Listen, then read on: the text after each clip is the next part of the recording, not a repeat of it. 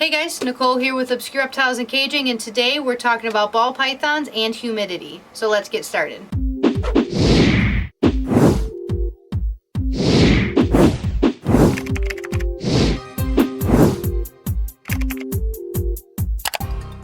Hey guys, so today we are going over humidity and ball pythons. We're going to be talking about how to control it. We're talking about how important it is, what the actual range for humidity is and should be, and even if you are struggling to maintain humidity, a couple of tricks and tips.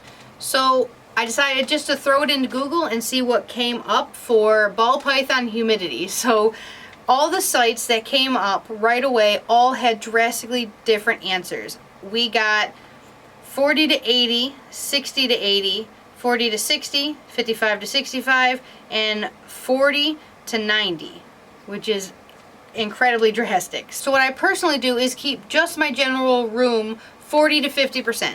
That's not inside of their actual cages, that is just the room itself.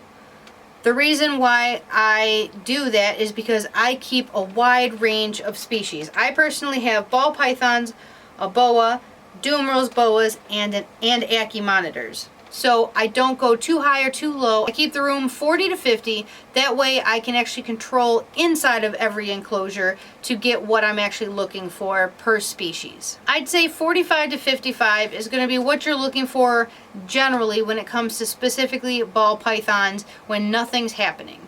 And that is super easily achieved if you use a coconut husk bedding, like almost like the stuff you can see behind me that's mixed in there. I've never seen it before. There's some right there. This is GAPS bedding. This is what we like to use. And as you can see, that is a little bit wet. Now, to get that type of bedding, it comes in a vacuum sealed type bag, and they do that so that it's easy to ship to you.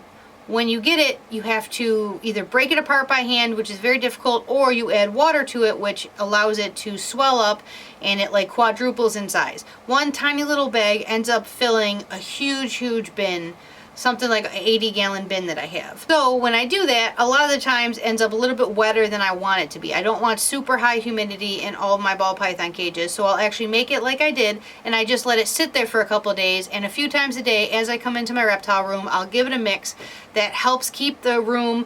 It'll actually turn my room a little bit humid, but we do have a dehumidifier just in case. And then it makes it a lot easier to then put that bedding into the ball pythons. If a ball python is going to shed, we'll raise it to 65, 70%, something like that. And again, that's easily achieved by just spraying down their bedding or giving them bedding like I just showed you that is a little bit more on the wet side. If you're using something like newspaper or paper towels, they're not going to be contributing at all to giving you a good humidity for your enclosure. So I highly recommend, you don't have to use GAPS. There's several different brands. That one just happens to be one of the cheapest that I have found that works really well.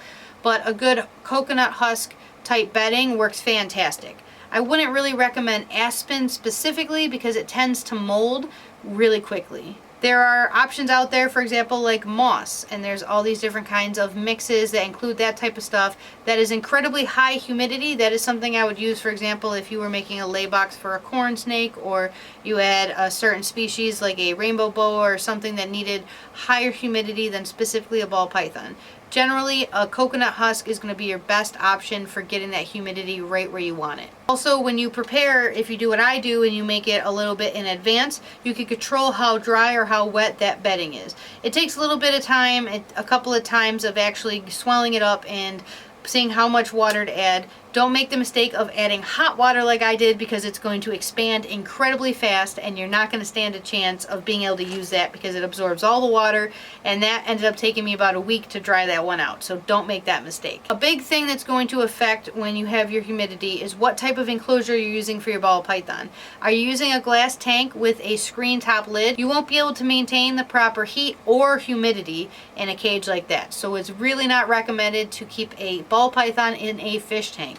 If you do something like a PVC enclosure like this, it's going to hold in humidity and temperature incredibly well. If you are doing them in a glass fish tank, I'd again recommend looking into something else, even a Sterlite or a plastic tote something like that is going to work a lot better holding in that humidity. It's not going to be cold to the touch like glass is, and I think your ball python will really benefit from switching. If you are not switching and your humidity is too low, then one, try the gaps bedding, stuff like that, and two, if that doesn't help, you're unfortunately just going to have to mist or spray down that bedding every single day. Another good thing is, what water bowl are you using?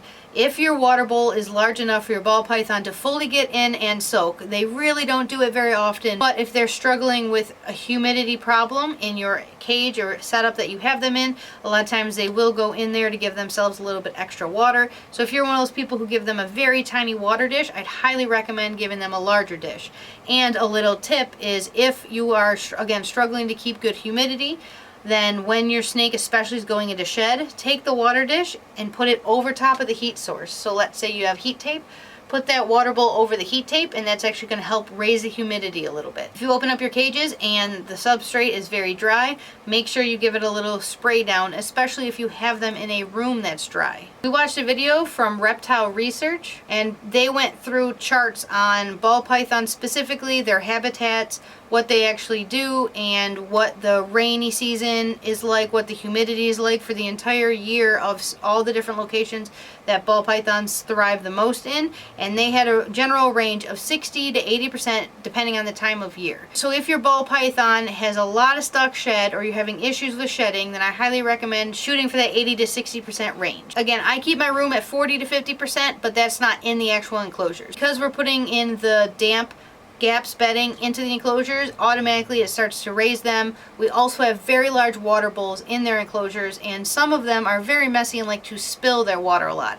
If that's the case, every once in a while we're going to take out the water bowl, take out the hide, and we're going to move everything around to mix it up, so that way all the wet bedding isn't just in one area, so it doesn't want to promote mold. If you have a bedding that's working really, really well and holding humidity, please put it in the comments below. I'd love to hear. I love trying new different beddings. We used to use Reptichip, but then we found gaps, but we're always open to hearing more about different beddings that work really well with ball pythons. That's it for this video, guys. If you have any questions, you can put them in the comments below. If you haven't already, please subscribe. We do new videos every single week. So we'll see you guys in the next video.